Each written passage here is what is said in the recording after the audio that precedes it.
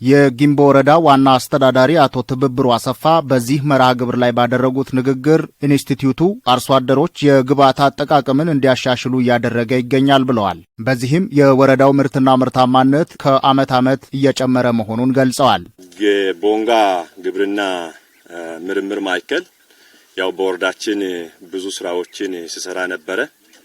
ያው አርሶ አደሩ በተለይ በምርምር የተደገፈ የግብዓት አጠቃቀሙን እንዲያሻሽል በዛም ምርትና ምርታማነት ከፍ እንዲል ከፍተኛ አስተዋጽኦ ሲያደርግ ቆይቷል። በዚህም ከዓመት ወደ ዓመት የአርሶ አደሩ የምርትና ምርታማነት መጠኑም እየተሻሻለ ይገኛል። ከአካባቢው የተፈጥሮ ሀብቶች መካከል አንዱ በሆነው የጎጀብ ወንዝ ላይ የሚገነባ መሆኑንና የውሃ አጠቃቀም ዘዴን ለአርሶ አደሮች ለማስገንዘብ ፋይዳ እንዳለው ገልጸዋል። ኢንስቲትዩቱ በወረዳው ለሚያከናውናቸው ተግባራት አመስግነው ለግንባታው መጠናቀቅ የወረዳው አስተዳደር አስፈላጊውን ድጋፍ እንደሚያደርግ አስታውቀዋል። በአካባቢያችን ሰፊ የሆነ የተፈጥሮ ሀብት አለ። ከተፈጥሮ ሀብትም እንደ ጊምቦም እንደ ከፋም ትልቁ የውሃ ሀብታችን አንዱ የጎጀብ ተፋሰስ ነው። በተለይ የውሃ አጠቃቀማችንን ለአርሶ አደሩ ከማስተማርም አንፃር ይህንን ፕሮግራም አዘጋጅተው እዚህ ለኛ ወረዳ እድሉንም በመስጠቱ በወረዳ ህዝብና በራስም ስም የቦንጋ ግብርና ማዕከልን ያመሰገንኩ ቀጣይም ቢሆን እንደ ወረዳ በምርምሩ በኩል አስፈላጊውን ድጋፍ እስካሁንም ስናደርግ ነበር። ሌሎች አስፈላጊ ድጋፎችንም ለመስጠት እንደ ወረዳ ቃል የገባው ንግግርን እዚህ ያበቃሉ። አመሰግናለሁ። የደቡብ ምዕራብ ኢትዮጵያ ህዝቦች ክልል ግብርና ምርምር ኢንስቲትዩት ዋና ዳይሬክተር አቶ አማኑኤል አለሙ ተቋሙ ከተመሰረተበት ጊዜ አንስቶ ቴክኖሎጂን በማስፋፋት በእንስሳትና በሰብል ዘረመል ማሻሻል ላይ አተኩሮ እየሰራ መሆኑን ገልጸዋል። ተቋማችን ከተቋቋመ ጊዜ ጀምሮ ባሉን 2 ማዕከላት በክልሉ ምርትና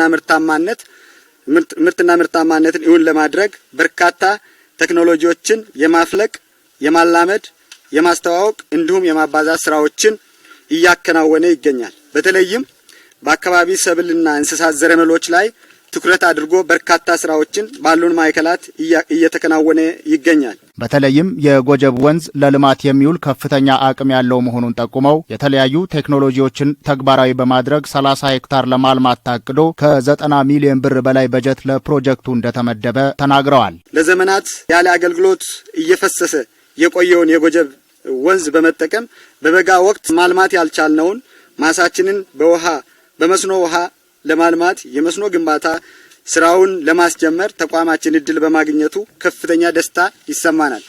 በዚህ ቦታ እምቅ አቅም ታሳቢ ያደረገ በሶላር ቴክኖሎጂ የተደገፈ አነስተኛ መስኖ በመገንባት ካለን ይዞታ ከ30 ሄክታር በላይ ማሳ ለማልማት ታቅዷል። በ90 ሚሊዮን ብር ለማጠናቀቅ ውል የተገባና የበጀት ድጋፍ በኢትዮጵያ ግብርና ምርምር ኢንስቲትዩት ምግብ ስርዓት ማጠናከሪያ ፕሮግራም የምርምር ዘርፍ የተደገፈ ሲሆን ፕሮግራሙ ባሉን 2 ማዕከላት በርካታ የግብርና ምርታማነት ማነቆችን እየፈታ ቆይቷል። የደቡብ ምዕራብ ኢትዮጵያ ህዝቦች ክልል ምክትል ርዕሰ መስተዳድርና የግብርና ቢሮ ኃላፊ አቶ ማስረሻ በላቸው ኢንስቲትዩቱ የክልሉን የግብርና ስራዎች የሚያሻሽሉ ምርምሮችን በማድረግ ውጤት እያስገኘ ነው ብለዋል። የደቡብ ምዕራብ ግብርና ምርምር ኢንስቲትዩት ከተቋቋመበት ጊዜ ጀምሮ በርካታ የክልላችንን የግብርና ስራን ሊያቀላጥፉና ምርትና ምርታማነትን ሊያሻሽሉ የሚችሉ የምርምር ስራዎችን በመስራት የብዜት ስራዎችን በማከናወን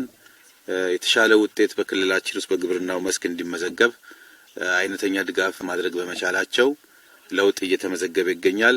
ይህ በጎጀብ ወንዝ ላይ የሚገነባው ፕሮጀክት ዓመቱን ሙሉ የግብርና ስራን ለማከናወን እንደሚያስችል አመላክተዋል። የሰብል ልማትን ወይም የሰብል ምርምር ስራን በከፍተኛ ሁኔታ ለመደገፍ የሚያስችል ዓመቱን ሙሉ መስራት እንድንችል በሚያስችል አኳኋን አነስተኛ መስኖ ተጠቃሚ እንዲሆን በማሰብ በፌደራል ኤፍኤስአርፒ ዩኒት ያገኙትን ድጋፍ መነሻ በማድረግ እንደ ፌደራል የግብርና ምርምር ኢንስቲትዩት ለቦንጋ ግብርና ምርምር ኢንስቲትዩትና እንዲሁም ለተርጫ አካባቢ ላይ ለወደፊቱ የሚሰራ እንደተጠበቀው ነው ያደረገው ድጋፍ አንዱ አካል ነው። ዛሬ ላይ እዚህ ለማስጀመር የመጣ ነው።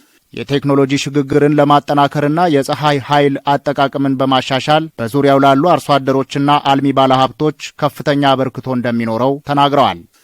አንደኛው የአመቱን ሙሉ እዚህ አካባቢ ላይ የግብርና ምርምር ስራ እንድንሰራ የሚያስችል የመለስተኛ የመስኖ አውታር ዝርጋታ እየገነባ ወይም ለመገንባት ነው ዛሬ እዚህ የተገኘ ነው። ሁለተኛ ደግሞ ያልተለመደና አዳዲስ ቴክኖሎጂን ለአካባቢው ለማሳየትም ጭምር ነው ብዬ ነው የምወስደው። የፕሮጀክቱን የመሰረት ድንጋይ ከማስቀመጥ መርሃ ግብሩ በተጨማሪ በኢንስቲትዩቱ እየተከናወኑ ያሉ የንብ የሰብልና የእንስሳት ምርምር ተግባራት ተጎብኝተዋል። በመርሃ ግብሩ ላይ የግብርና ሚኒስቴር፣ የክልሉ የካፋ ዞንና የጊምቦ ወረዳ አመራሮችና የሚመለከታቸው አካላት ተገኝተዋል።